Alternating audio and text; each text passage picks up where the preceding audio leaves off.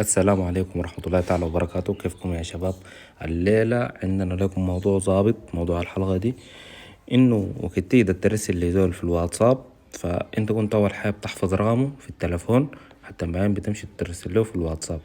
الليلة حوريكم طريقة ظريفة وبسيطة عشان ما تحفظ ارقام الناس دي كلها، وبعض مرات بتكون انت زول ده ترسل له اشعار او صورة او ده ترسل له حاجة معينة وتاني ما عندك بيه علاقة.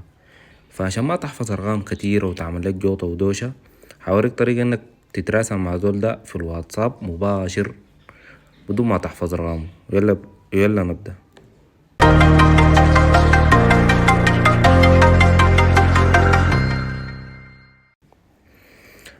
أول حاجة تخش تطبيق الواتساب. مجرد ما خشيت تطبيق الواتساب زي ما ظاهر هنا معاكم عندك المستطيل الفوق ده بتاع البحث، تقوم تخش في المستطيل ده. أول ما خشيت في المستطيل تقوم مباشرة تكتب رقم تلفون الشخص اللي هو مثلا 09 كده 035 80 757.